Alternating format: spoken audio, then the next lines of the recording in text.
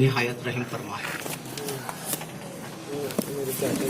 ضلع جلگاؤں کے ایک باوقار ادارے کے صدر محترم جو آج کی اس تقریب کے بھی صدر ہے الحاج طاہر سیٹھ صاحب، معزز اراکین نیشنل ایجوکیشن سوسائٹی، انتہائی قابل احترام اساتذہ اکرام، شہر یاول اور بیرون شہر سے تشریف فرما معزز سامعین اکرام،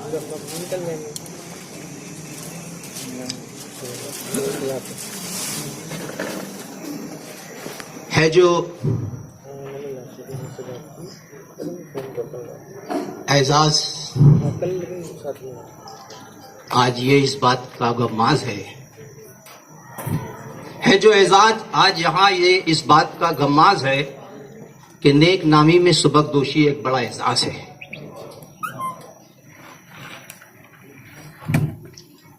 زندگی ہر انسان کی کٹ جاتی ہے. کسی کے لیے زندگی بڑی آسان ہوتی ہے اور کسی کے لیے بڑی مشکل، دشوار کن، مصائب سے گھری ہوئی ہے. مجھ سے پیش رو مقررین نے رحیم عبد الکریم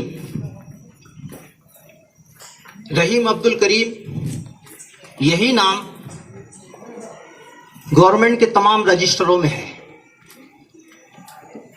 اور آج وہی عبد الرحیم عبد الکریم اپنی ملازمت سے سبکدوش ہو رہے ہیں. میں سمجھتا ہوں کہ ابھی تک رحیم سر اپنا فرض نبھا رہے تھے اور آج کے بعد اب وہ نفل ادا کرنے کے لیے آزاد ہے. اور یاد رکھیے، ہم سب یہ بات جانتے ہیں کہ فرض ہم کو جو ملا ہے وہ متعین ہے. مثال کے طور پر اگر ہم نماز کا ذکر کریں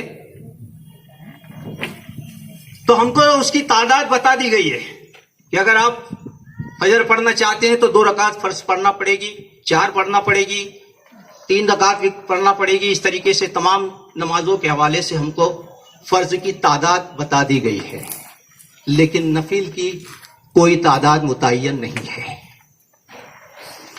اسی کے ساتھ یہ بھی بات ہمارے ذہن میں رہے کہ ہم چاہے فرض پڑھے، چاہے واجب پڑھے، چاہے سنت پڑھے، چاہے فرض پڑھے، اس میں ایک نیت ہم ضرور کرتے ہیں اور وہ ہوتی ہے خاص واسطے اللہ کے. تو میری یہ ادبن گزارش ہے کہ جو ابھی ملازمت میں ہے یا جو سبکدوش ہو چکے ہیں، جو ابھی فرض ادا کر رہے ہیں یا نفل ادا کر رہے ہیں، ہمارا ہر کام للہیت کے لیے ہو، اللہ کی ذات کے لیے ہو. مدیر انقلاب شاہد لطیف نے بڑی اچھی بات کہا ہے کہ ہم ملازمت کرتے ہیں. ملازمت بہت طریقے کی ہوتی ہے، بہت سارے شعبوں میں ہوتی ہے. ایک متعین مدت میں ایک دیا گیا کام، اس کو ادا کرنا اور اس ادا کرنے کے صلے میں اس کا معاوضہ ملنا، یہ ملازمت ہوتی ہے. لیکن اگر یہ ملازمت کو اگر ہم نیک نیتی سے کر لیں تو وہ پھر خدمت ہو جاتی ہے.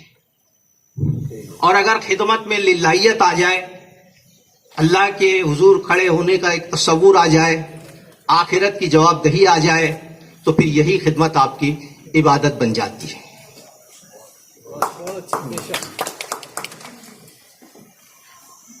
مجھ سے پیش رو جتنے مقررین نے یہاں اظہار خیال کیا وہ سبھی اساتذہ اکرام تھے.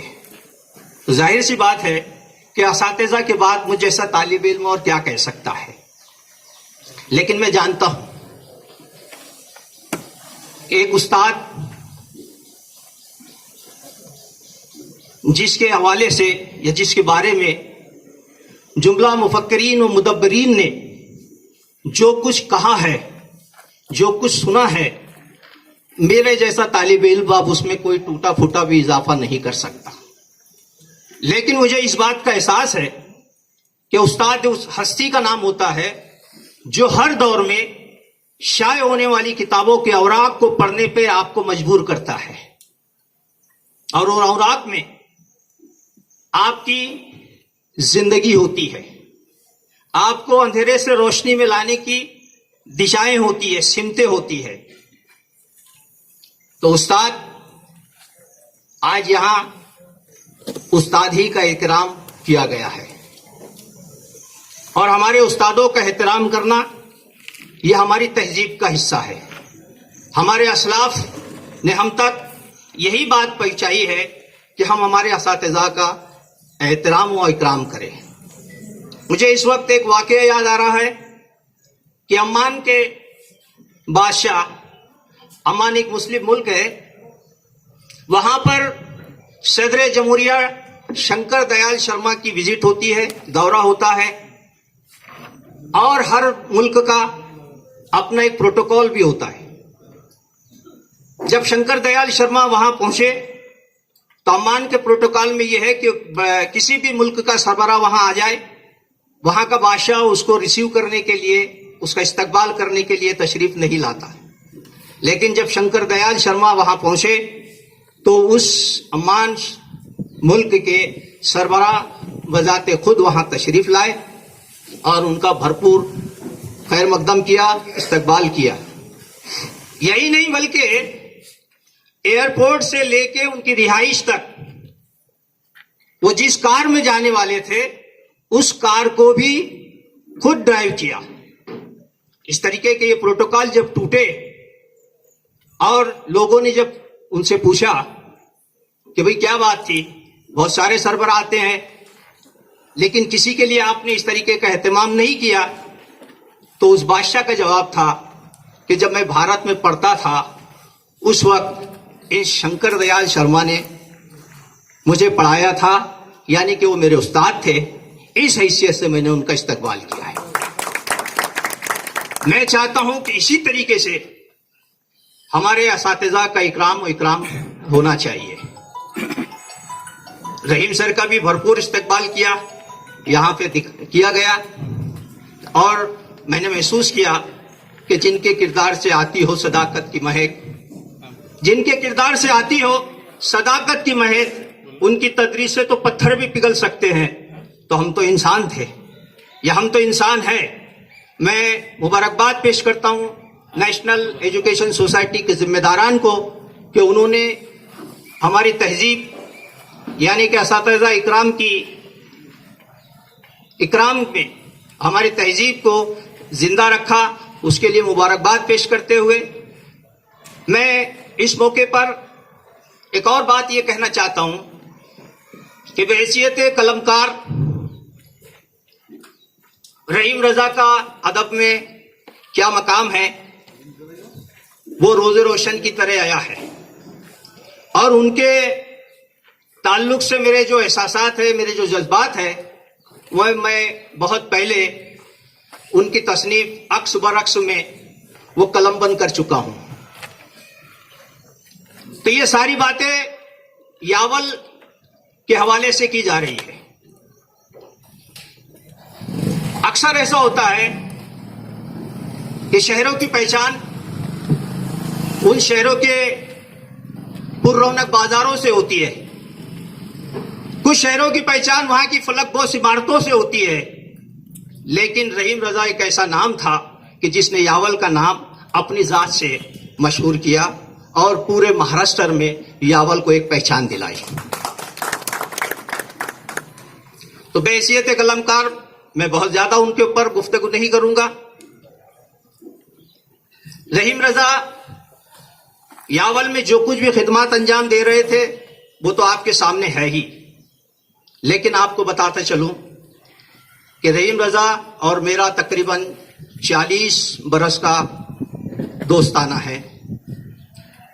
40 साल किसी कौम के लिए, किसी मिल्लत के लिए कलील मुद्दत हो सकती है, लेकिन दो इंसानों के लिए ये एक बहुत बड़ी मुद्दत है, जिसमें हमारे बहुत सारे शब रोज गुजरे, जिसमें कभी हमारी गुफ्तगू उर्दू पर हुई, कभी उर्दू अदब पर हुई, तो कभी तालीम और तरबियत पर हुई।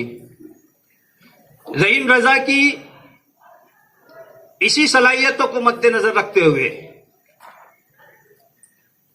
जब हमने 1995 में भुसावल में मोहम्मदी एजुकेशनल एंड वेलफेयर सोसाइटी का कयाम अमल में लाया, तो इसी सलाहियतों की बुनियाद पर रहीम रजा को उस सोसाइटी में लिया गया। और आज जिस तरीके से जाकिर हुसैन स्कूल में वो तरक्की करते हुए या अपनी सलाहियतों का लोहा मनवाते हुए प्रिंसिपल के ओहदे तक पहुंचे, इसी तरीके से मोहम्मदी एजुकेशनल वेलफेयर सोसाइटी में आज वो जनरल सेक्रेटरी के ओहदे पे फाइज है। ये हमारे लिए और आपके लिए एक बड़े फख्र की बात है। मैं मजीद आप लोगों के बीच ज्यादा हाइल ना होते हुए अपनी बात को यही समेटता हूं। बड़ी खुशी हुई कि आज इल्म और हुनर वालों की यहां पजीराई की गई, वरना मर्तबे इल्म और हुनर वालों की किस्मत में कहां, मर्तबे इल्म और हुनर वालों की किस्मत में कहां, ये भी नेमत यहां नादान लिए फिरते हैं। मैं एक बार फिर नेशनल एजुकेशन सोसाइटी का शुक्रिया अदा करता हूं कि उन्होंने न सिर्फ रहीम सर का बल्कि हमारी सोसाइटी का भी यहाँ एजाज किया, मुझे यहाँ बुलाया, मुझे यहाँ बोलने के लिए मौका दिया, उसके लिए मैं बेहद मशकूर हूँ। स्टेज पे बैठे हुए तमाम हाजरीन का भी और मेरे सामने बैठे हुए तमाम असातिज़ा इकराम का भी शुक्रिया। खुदा हाफिज।